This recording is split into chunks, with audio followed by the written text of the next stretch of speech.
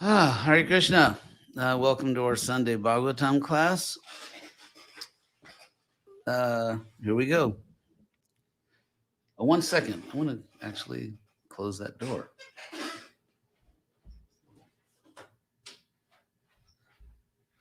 So, Om Namo Bhagavate Vasudevaya. Om Namo Bhagavate Vasudevaya.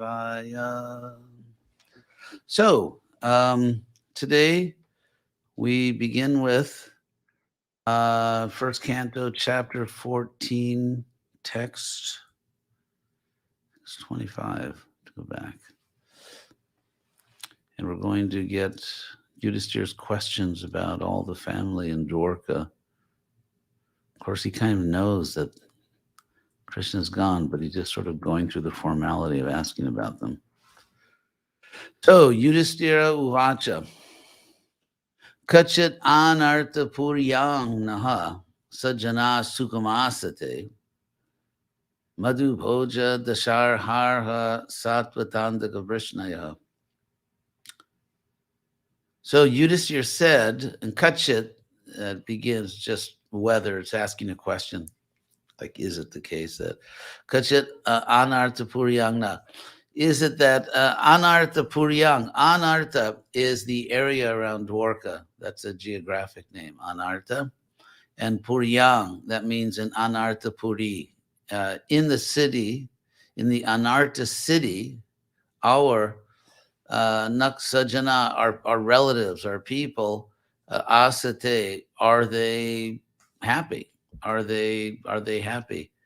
Are they living happily? Are they still happy? Madhu Bhoj. And then he names all these Yadu clans, the Madhu, Bhoja, Dasharha, Arha, Satvaka, Andaka, and the Vrishnayaha.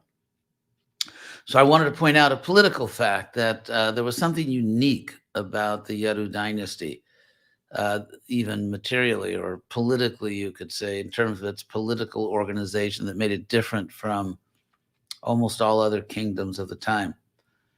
For one thing, it wasn't technically a kingdom. You may remember that Yadu himself was a son of Yayati, and the father, Yayati, cursed all those sons who would not give him their youth temporarily so he could enjoy, after he was cursed by Shukracharya, because Yati married Shukra's daughter, Devayani, but then had an affair with Sharmishta.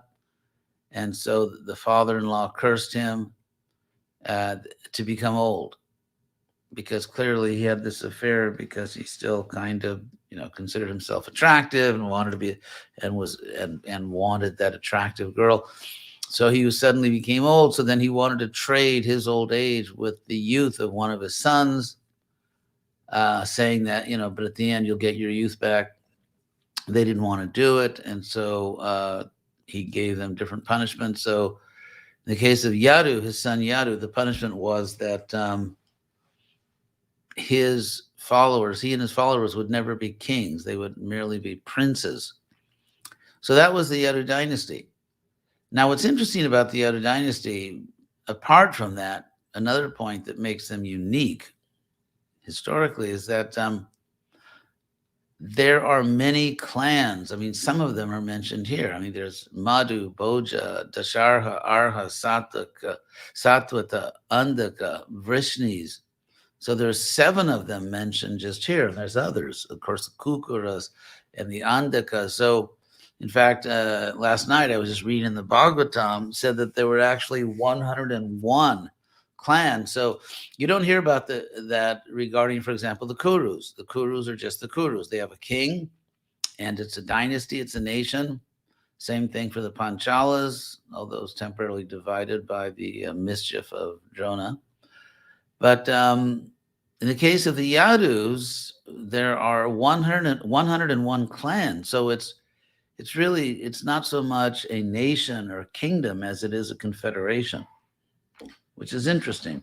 And that's the dynasty in which Krishna chose to appear. I should really get a cup here because it looks kind of like a bar scene when I have to drink out of this bottle.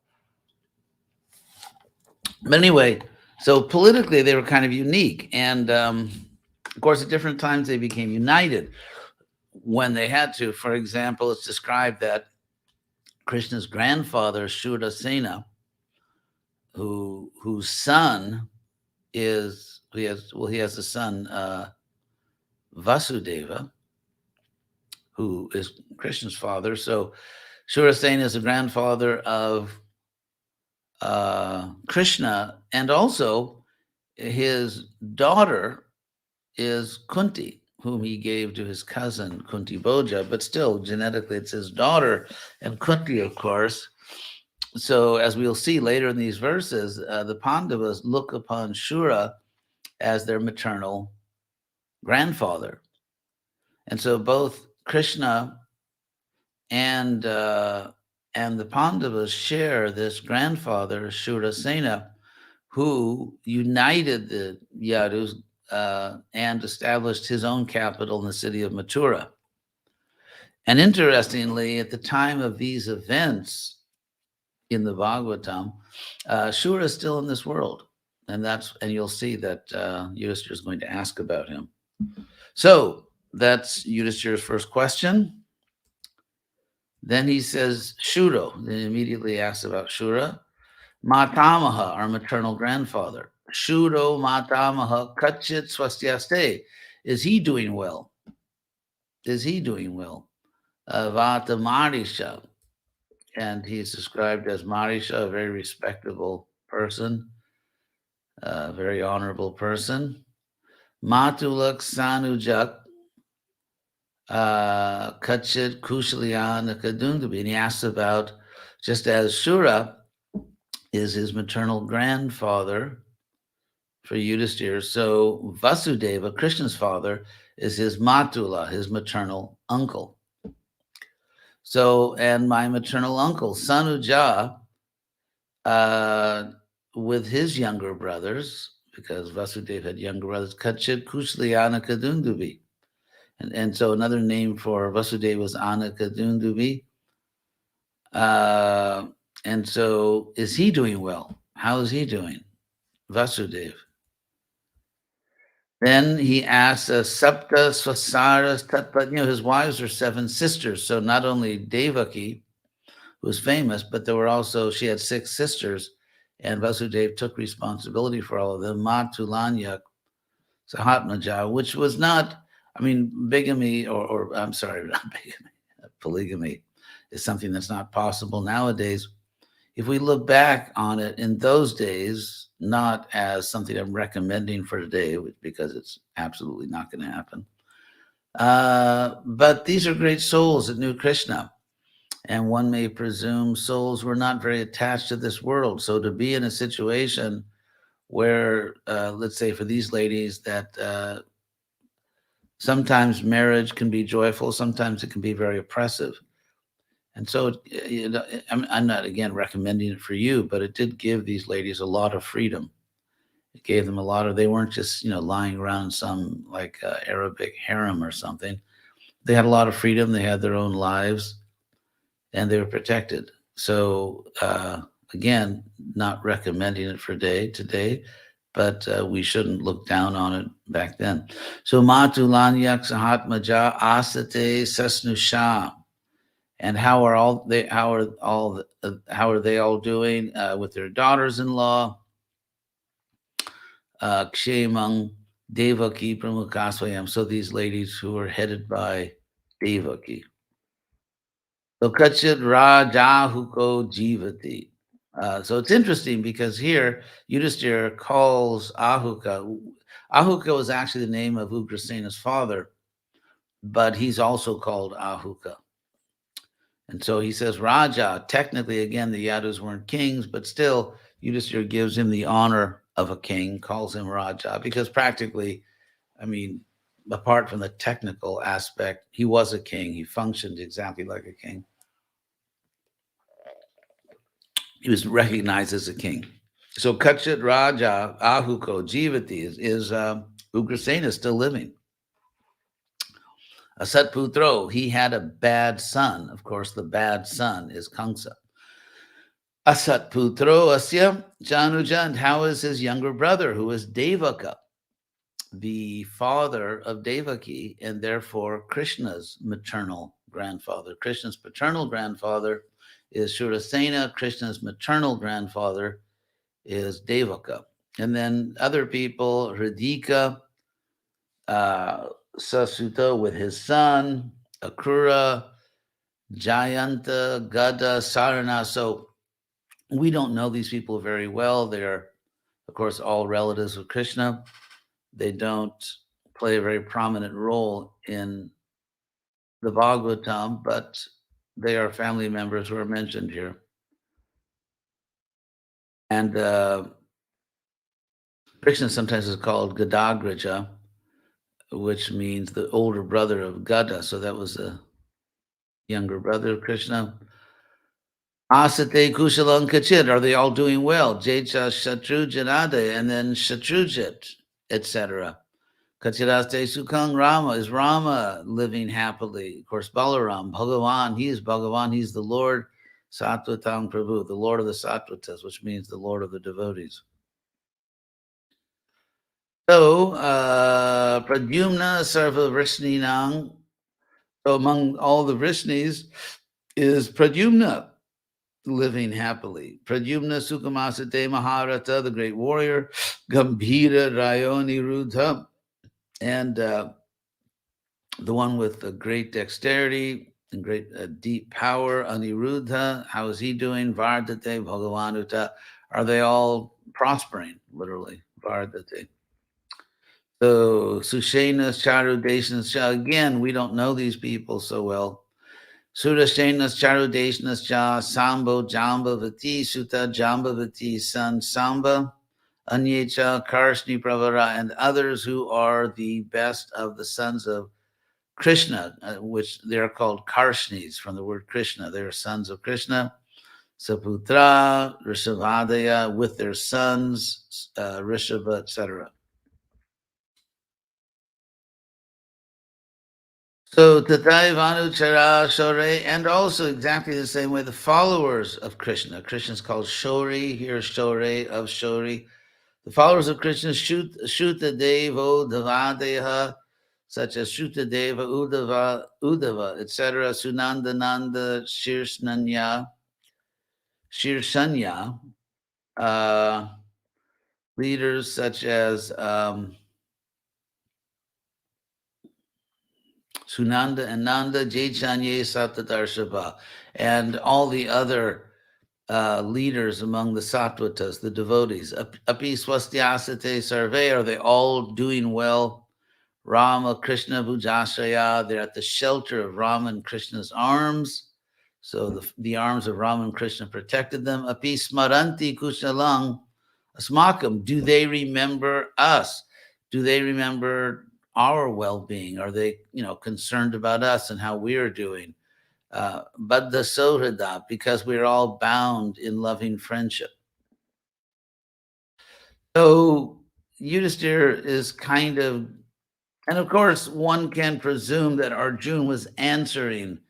So, but here in this literary work, the Bhagavatam, we just have a long series of questions, presumably in actual conversation.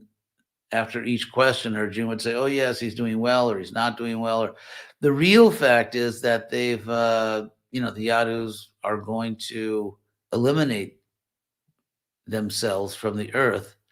Krishna, it's mentioned in the 11th canto of the Bhagavatam that at a certain point, Krishna reflected that I have removed the burden of the earth by arranging to kill or have killed all the asuras that invaded the earth, but there's still a burden on the earth, which is my own dynasty, the Yadus.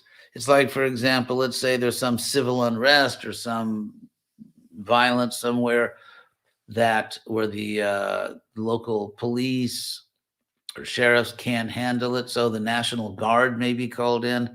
But once the disturbance is controlled, the National Guard doesn't just stay there and occupy the city. So in the same way, now that the Yadus came down, these very powerful souls came to the earth, and they worked with Krishna to eliminate the asuras. And so once that was done, they have to leave because they were more powerful than human beings. And if they remained on the earth, they themselves would become a problem. Just as if a National Guard remains in a town, they become the problem. Should probably get a glass for these glasses so I don't have to do this big bottle. So, they're all going to be gone, but still Yudhisthira is going through all these questions. And finally, Bhagavan Api, Govinda, and especially Bhagavan Govinda, Brahmanya, so kind to the Brahmins, Bhaktavatsala, affectionate toward the devotees. Kachit Pure Sudharmayang Sukamaste Suhridbritaha. Is he doing well, surrounded by his well-wishers in the city? Of course, that means Dwarka, Sudharmayam, in their great assembly hall called Sudharma. Is he doing well? So Krishna is pictured here by Yudhisthira as a great legislator and leader in Dwarka. Mangalaya cha lokanang kshimaya cha bhavaya cha aste yadu kulambo dhav adyo nanta sakak puman. So for the welfare, the Mangala, for the welfare of the worlds, Mangalaya cha lokanam kshimaya cha bhavaya cha, for their security and for their prospering. Aste yadu kulambo dhav, he remained in the ocean of the Yadu dynasty, of the Yadu family. Adyo, the original person, the origin of everything. Ananta Sakak, whose friend is Ananta, Balaram. Puman, the supreme person. Yadbahu Danda Gupta Yang Sapuryang Yadavarchita. So in his own city, Dwarka, which is protected by the dandas, the staffs, these of his arms. So his arms are like these weapons that protect his own city, and the Yadus are honored within that city. Kridanti Paramanandam Mahapodushika Yuva, and in that city they enjoy themselves, they play, and they experience the highest bliss. As like great personalities. So again, Yudhisthira going through all these statements and questions. We can imagine. So yat pada shushushana mukya karmana satyadayo dhyashta sahasra joshitaha nirjitya sankye trita shang sadashisho haranti vajrayuda vallabhochita. So translation here is, Prabhupada's translation, simply by administering comforts at the lotus feet of the Lord, which is the most important of all services. The queens at Dwarka, headed by Satyabhama, induced the Lord to conquer the demigods. Thus the queens enjoy things which are prerogatives of the wives of Indra, the controller of the thunderbolt. Then Prabhupada in his purport talks about these different personalities. So, and then he goes on. I mean, he continues to talk about these different Yadus and so on, and ask questions, of course, in this literary presentation, not really waiting. We don't get Arjuna's answers, but Yudhisthira is just speaking like this. So, when Krishna comes down, he comes surrounded by a family. So to have a family is natural. We have families in this world, and of course, unfortunately, we're in the material world, and therefore, before our eyes, we see family members aging, leaving this world, separating, and so on. So we experience in this world the pleasure, in a sense, of family, the comfort, the security of having a good family, but it all disintegrates in this world before our eyes. And then we have to leave. Everyone's number is called, and then we have to leave. So it's interesting that Krishna, when he appears in this world, he manifests this large family. They live in an amazing, beautiful city, probably the richest city in the world at the time, undoubtedly the richest city in the world. And they have all these relationships and friendships. And when you study history, of course, most people don't study history, but if you think about any historical period, you could, for example, I was out for a walk yesterday. I'm in Southern California, so it's a Mediterranean climate. The flora, the way it looks. I was thinking it looks in some ways very much like certain parts of Spain, central to southern Spain, which of course was part of the Roman Empire and settled by the Visigoths at a certain point. But anyway, I was thinking that if you take any point in history, I just happened to be musing yesterday about Roman Spain. But if you take any place in any time in history, uh, you read about the kings and the battles and the conquests and, all these dramatic events. But most of the time, there were people just living there. They had families. They were concerned about their sons and daughters being married, and there were marriages, and there were events, and they had, cousins and brothers and sisters, and they got together on holidays, and they would sing and dance. And so you read history and just hear about a lot of time wars and territorial conquest, but actually they were real people. They were real people who cared about basically the same things that people care about nowadays. They were concerned about their finances. They were concerned about, fixing up their houses, repairing, the kitchen, or, maybe going on vacation, swim in the river. And, of course, they're very attached to their children, taking care of elderly parents, friends, friends they went to school with. So these are real people. And yet they're not only gone, they've been gone for thousands of years.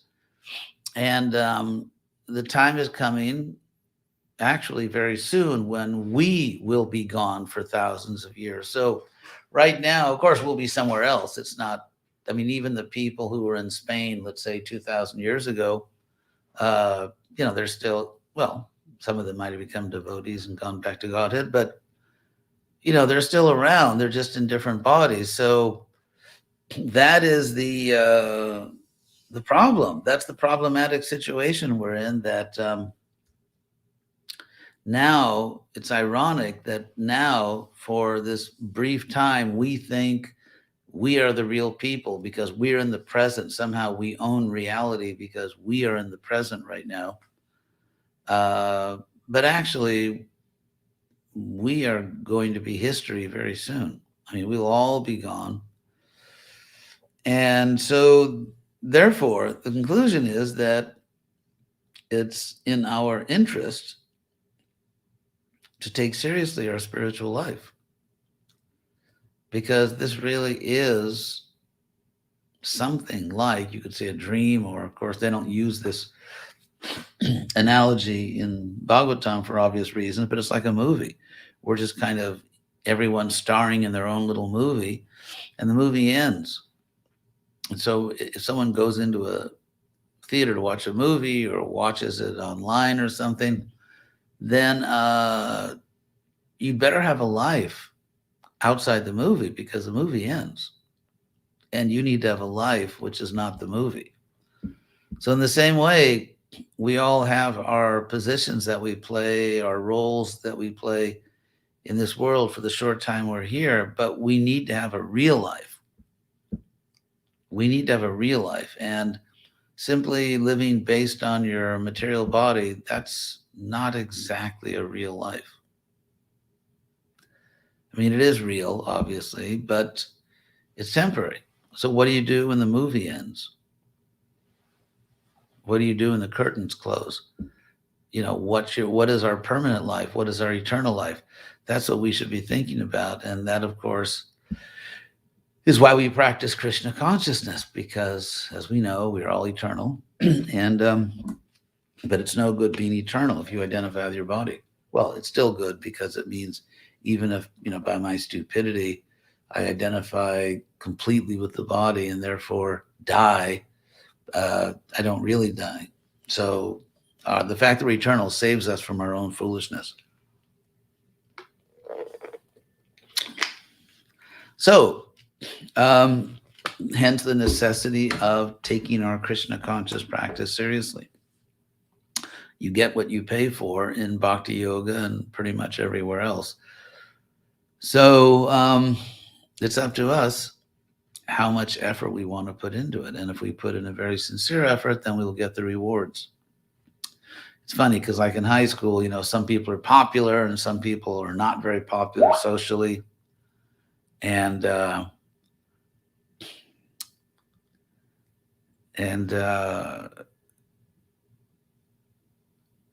mean, we all know that sometimes, for example, like in high school or even middle school, there are certain kids who are sort of good looking at that age and very popular and on top of the social scene, but then a few years pass and they're not. So they're sort of like these one-hit wonders where they're popular for a little time, and then so in the same way, people that should be watching the class are sending me messages. Anyway,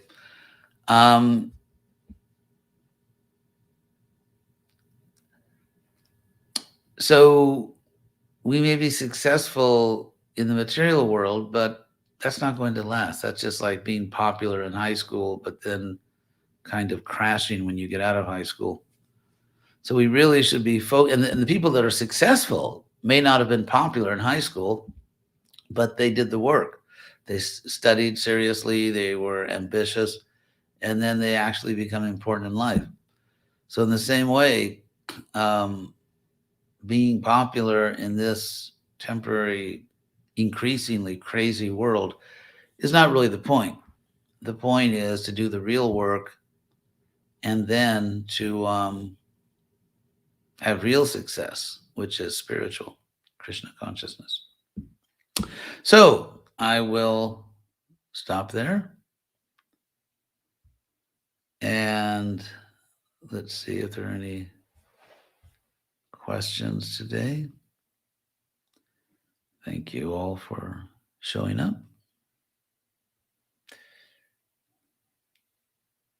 If I miss a question, I'm sure Anandali will tell me about it.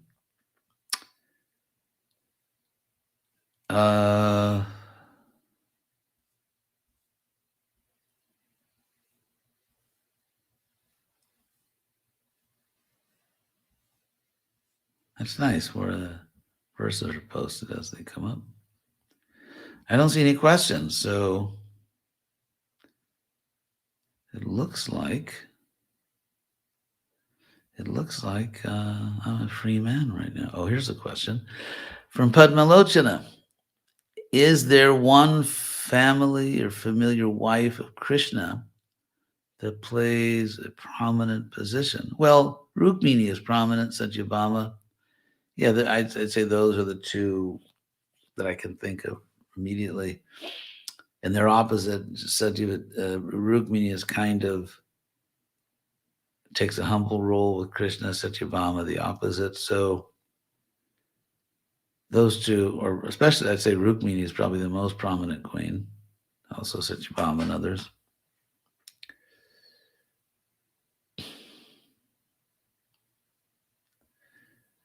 So thank you all again. I didn't see any questions, and I guess that will be it. Uh-oh. Lily's typing something. I wonder if she's... Oh, she confirmed that she can't see any questions either. Okay, so thank you all very much, and I hope we'll be together again next Sunday. Hare Krishna.